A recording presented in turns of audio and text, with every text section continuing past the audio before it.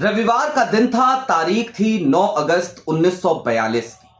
उसके 84 साल बाद एक बार फिर रविवार का ही दिन होगा और तारीख होगी 9 अगस्त 2026। 30,682 दिन बाद। और इस एक तारीख से 9 अगस्त 2026 की तारीख से मोदी सरकार भयंकर दहशत में है। दरअसल 30,682 दिन पहले ये जो तारीख थी ना, 9 अगस्त 1942 की, इस तारीख ने अंग्रेजी सरकार की, अंग्रेजी हुकूमत की नींव हिला दी थी। यहां तक कि देश के तमाम बड़े नेता, महात्मा गांधी से लेकर सरदार वल्लभ भाई पटेल तक, सबको अंग्रेजों ने जेल में डाल दिया। हजारों की तादाद में लोग सलाखों के पीछे चले गए और फिर इस देश की जो जनता थी उसने आंदोलन की कमान अपने हाथ में ले ली।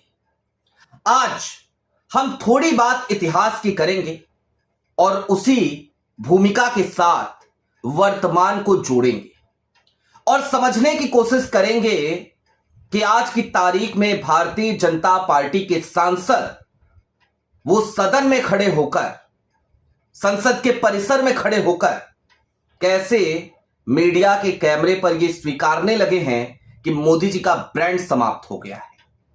कैसे उनकी एक मूक सहमति हमें दिखाई देती है, सुनाई देती है उनके बयानों में कि अब राहुल गांधी से प्रधानमंत्री नरेंद्र मोदी नहीं लड़ सकते।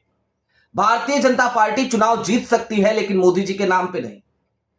और इतना ही नहीं दोस्तों, समझने की कोशिश यह भी करेंगे कि साहेब का जो झोला है, जिसको लेकर साहेब ने कभी कहा था मेरा क्या, मैं तो फकीर हूं, कभी भी झोला उठाकर चल पड़ेंगे, वो झोला उठेगा तो कहां के लिए उठेगा। नमस्कार, मैं स्वप्निल और आप मुद्दा देख रहे हैं। दोस्तों आगे बढ़ें उससे पहले वही छोटी सी अपील। मुद्दा इन दिनों एक गंभीर आर्थिक संकट से जूझ रहा है।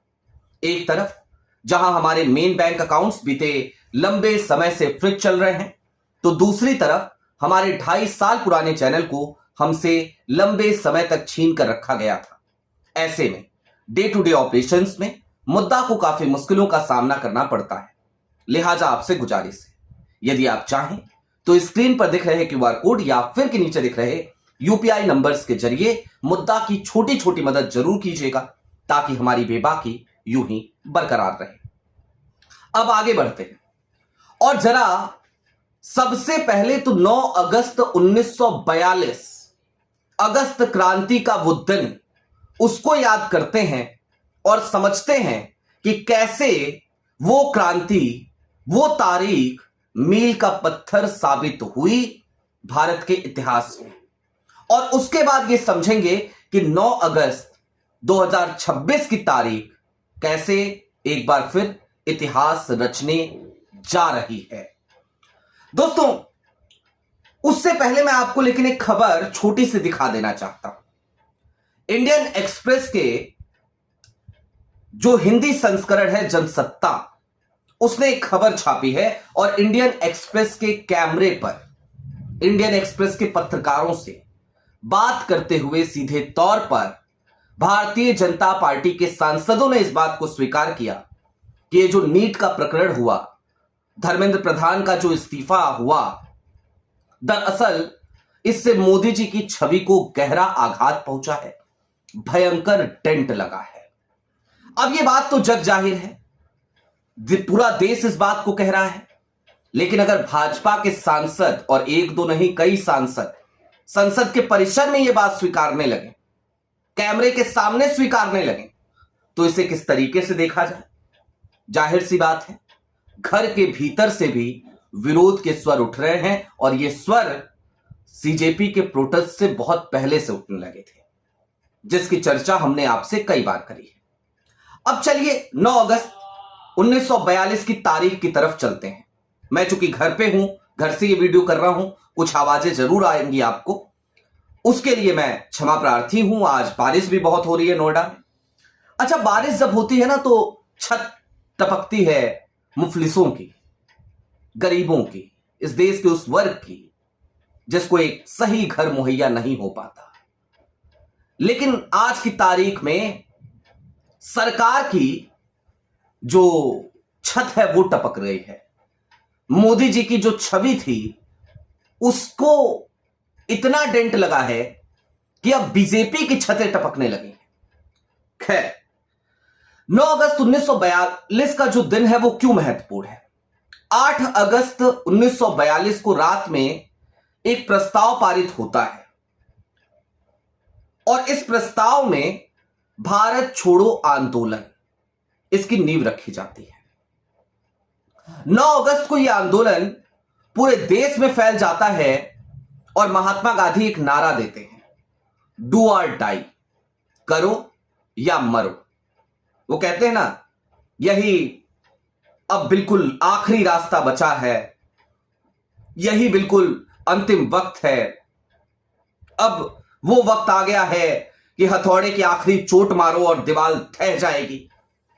तो महात्मा गांधी अंग्रेजों की स्थिति को देखते हुए सीधे तौर पे कहते हैं, करो या मरो। और 9 अगस्त की सुबह जैसे ही होती है, ये नारा लगता है, आंदोलन पूरे देश में फैलता है, तो देश के तमाम बड़े नेताओं को अंग्रेजी हुकूमत अपनी दमनकारी नीतियों के तहत बर्बरता पूर्वक सबको सलाखों के पीछे पहुंचा देती है। अंग्रेजों को लगता है कि सभी नेता सलाखों के पीछे हैं, तो आंदोलन तो नेतृत्व विहीन हो गया। अब आंदोलन का जब कोई लीडर नहीं रहेगा तो आंदोलन अपना वो प्रारूप ले ही नहीं पाएगा जिसके तहत इसकी शुरुआत की गई थी। लेकिन ऐसा हो नहीं पाता। आंदोलन नेतृत्व विहीन तो हो जाता है, लेकिन देश के बहुत सारे लोग आगे आते हैं और वो इस आंदोलन को अपने सर माथे पर उठा लेते हैं। हालत यह हो जाती है कि अरोड़ा, आसिफ अली जैसे तमाम नाम सामने आते हैं और उसके बाद अंग्रेजों को 1943-44 के भीतर ही इस देश से यह वायदा करना पड़ता है कि भैया चले जाएंगे, अब बहुत हो गया। बड़े नेताओं को भी समझ में आ जाता है कि अब तो अंग्रेजी सरकार ने घुटने टेक दिए हैं। अब वही हाल 9 अगस्त 2026 को भी होने जा रहा है क्या? आज से कुछ समय पहले हमने एक शो रिकॉर्ड किया था, आपने देखा होगा, पीयूष बबेले जी के साथ। इमरजेंसी भी लगी थी उस तारीख 25 जून। और जब हमने वो शो रिकॉर्ड किया तो उसमें बहुत सारी बातें पीयूष बबेले जी ने बताई हैं। आप जाकर के वो शो इसी यूट्यूब चैनल पे देख सकते हैं। दरअसल उसी तारीख को एक आंदोलन की शुरुआत इस देश के मुख्य विपक्षी दल यानी कि कांग्रेस ने करी। 1942 में भी कांग्रेस ने ही भारत छोड़ो आंदोलन की नींव रखी थी और 9 अगस्त क्रांति का दिन जो है, उस दिन भी कांग्रेस कुछ करने जा रही है, जिसकी शुरुआत उसने 25 जून 2026 को करी थी। क्या था वो? छात्रों की गूंज कार्यक्रम, पूरे देश में तमाम प्रेस कॉन्फ्रेंसेस और उसके साथ साथ ये ऐलान कि 9 अगस्त 2026 देश के कोने कोने से तमाम युवा, तमाम साथी दिल्ली चलो के नारे के साथ, दिल्ली चलो की मुहिम के साथ पहुंचेंगे। कहां? दिल्ली और संसद भवन। 13 अगस्त तक अभी संसद चलनी है, 9 अगस्त की तारीख आप सोच सकते हैं। और अभी जो फिलवक्त हुआ वो आपने देखा कि किस तरीके से एक बार बर्बरता पूर्वक कुचलने की कोशिश की गई आंदोलन को और उसके बाद सरकार को घुटने टेकने पड़े। अब 9 अगस्त की ये जो तारीख है ना, ये तारीख उसी अगस्त क्रांति के तहत, उसी सोच के तहत इस तारीख का ऐलान कांग्रेस ने किया था। क्योंकि कांग्रेस को भी अब ये समझ में आ गया है कि यही वो समय है, यही वो वक्त है। वो कहते हैं ना, यही रात अंतिम, यही रात भारी। तो भाई जितनी भी समस्याएं इस समय देश में चल रही हैं, विपक्ष को जिस तरीके से हाशिए पे रखा जा रहा है, जिस तरीके से इस देश का इलेक्टोरल सिस्टम अपंग, अपाहिज, पंगु हो चला है, पूरी तरीके से पार्सल हो चला है, बायस्ड हो चला है, उन सब के दरमियान कांग्रेस के पास एक ही विकल्प है, सड़क पे उतरने का। और जब भी आंदोलन सड़क पे होते हैं तो संसद में आवाजें गूंजती हैं, संसद आवारा नहीं हो पाती। लिहाजा इस 9 अगस्त की तारीख का इंतजार कीजिए और संयोग देखिए, दोनों ही दिन रविवार हैं। 30,682 दिन के बाद 9 अगस्त 1942 को भी रविवार था। 9 अगस्त 2026 का दिन वो दिन भी रविवार का है। दिल्ली चलो की मुहिम भी है, जेल भरो का नारा भी है, और साथ ही साथ नारा तो इस बात का भी है कि तानाशाही नहीं चलेगी। मोदी सरकार इस्तीफा दो, क्योंकि अब मांग सिर्फ और सिर्फ धर्मेंद्र प्रधान के इस्तीफे तक सीमित नहीं है। सवाल आज की तारीख में संसद में ये गूंज रहे हैं कि छात्रों के ऊपर जिन्होंने लाठियां चलाई उसकी जवाबदेही कौन लेगा। पैलेट गन चले उसकी जवाबदेही किसकी है। शाहिद की एक आंख से वो पूरी जिंदगी ताउम्र देख पाएगा कि नहीं देख पाएगा, उसकी जवाबदेही किसकी है। और इन तमाम सवालों के दरमियान सबसे बड़ा सवाल तो इस बात का है कि क्या अपना हक मांगने पर इस देश के छात्रों के ऊपर इस तरीके से बर्बरता की जाएगी। सबसे बड़ा सवाल तो इस बात का है कि क्या इस देश में अब तानाशाही का वो प्रारूप देखने को मिलेगा जो हमें 20 जुलाई को देखने को मिला।